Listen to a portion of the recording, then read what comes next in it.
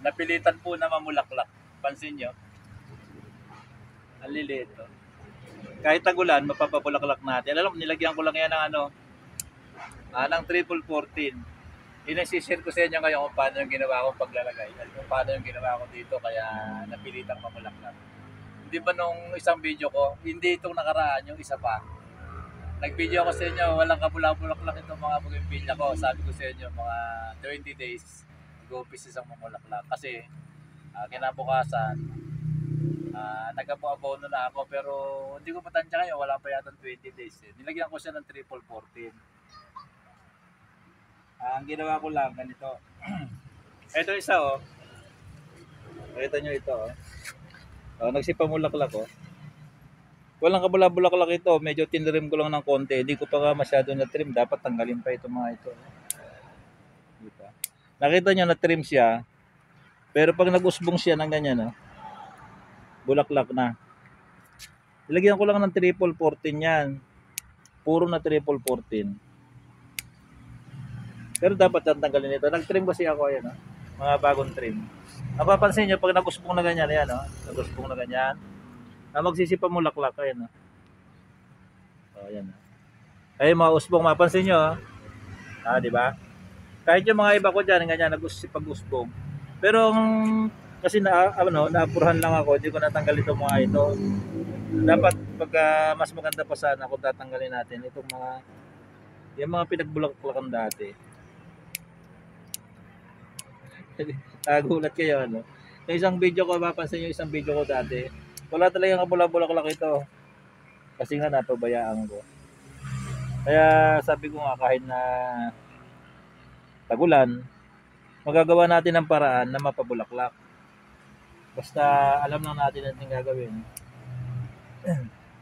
Medyo triman natin ng konti, wag naman sagad na sagad. Pagkaran dapat direct sunlight. Mag-aabono tayo ng triple 14. Pakita ko sa inyo mamaya kung paano. Tanggalin ko lang ito. Pagkaran, bago tayo mag-abono, kultivate lang natin ng konti na ganyan.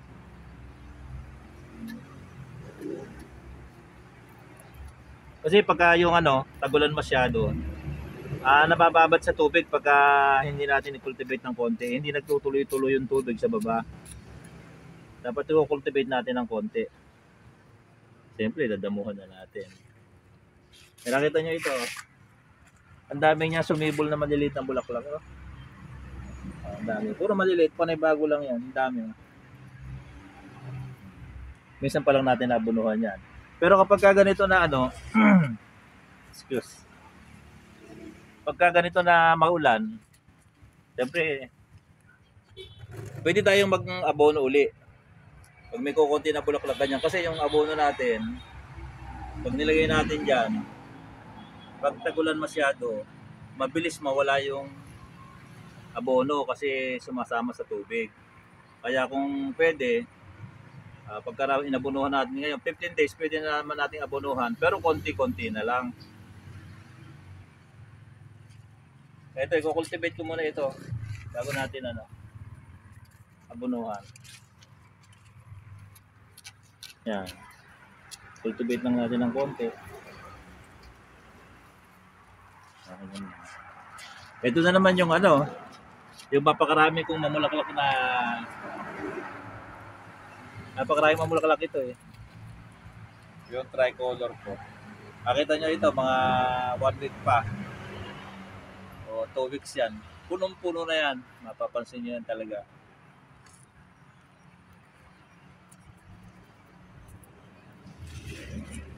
Kunin ko lang yung yung abono na ilalagay natin, yung triple 14.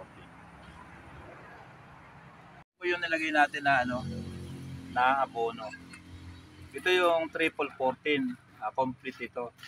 Kaya nakalagay dito 14 14 14. Ang tatak nito, nakikita niyo sa sako niya 14 14 14. Mura lang ito.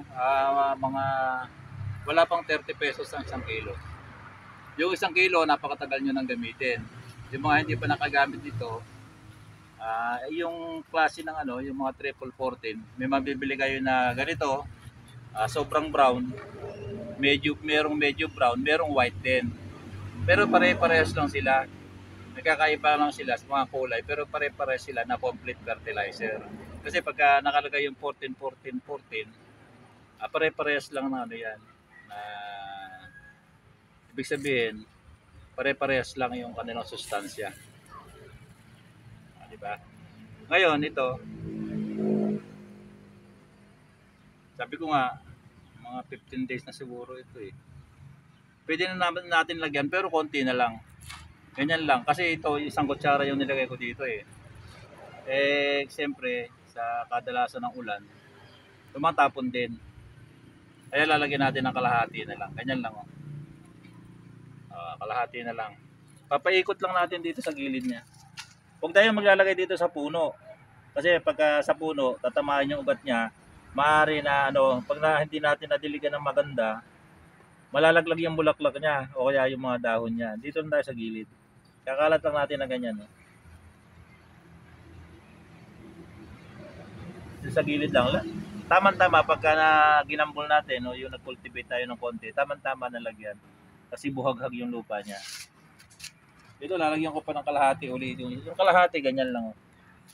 Wala kang karga dito, di ba? Kasi kung full yan, may karga dyan. Kalahati lang.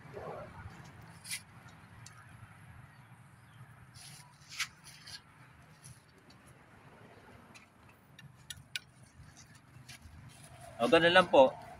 Ayan, kailangan na madiligan natin. Talaga na mapipilitan siyang mamulaklak. Nakita nyo naman, ito katibayan. Walang kabulak-bulaklak talaga dito dati. Mapipilitan kahit tagulan. Alam mo yun, pagka tagulan, ayaw mamulaklak yung mga bougainvillea natin. Didiligan lang po natin.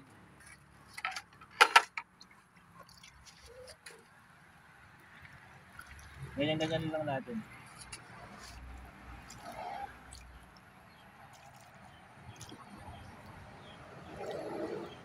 Konti lang. Basa lang ng konti. Kasi kung sobra naman, tatapon.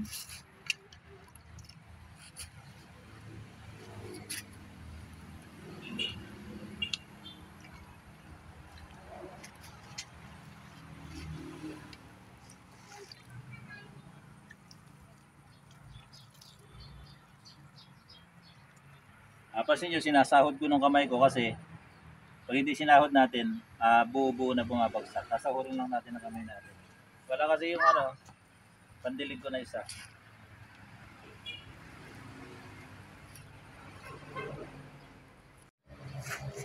Ganun lang po ang gagawin nyo. Okay, ngayon naman ang motor na yun. Mapipilitang mamulaklak yung ating mga bougainvillea kahit tagulan. Basta ang gagawin lang natin, may istansya na ganito. Nakataas. Hindi sasayad yung pinaka ilalim niya sa ground. Pagkaran, naiinitan, direct sunlight. Pagkaran, lalagyan lang po natin ng triple 14. Talagang napakalaki na maitutulong niya sa pagpapabulaklak natin mga bougainvillea. Alam niyo yung triple 14, complete fertilizer yan.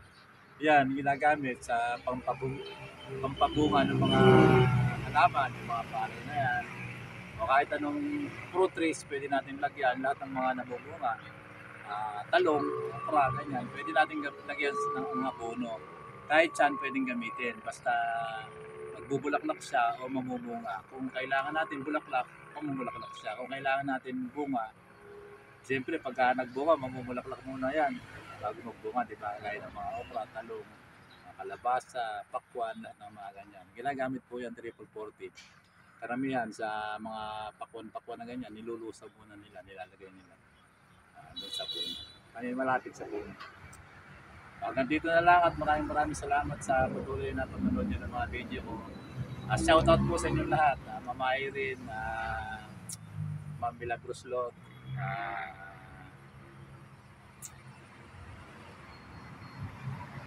nakalimutan ko. Pasensya na kayo sa susunod. Titingnan ko din sa mga kasi makakalimutan ako sa mga pangalan. Dito na lang. Maraming salamat.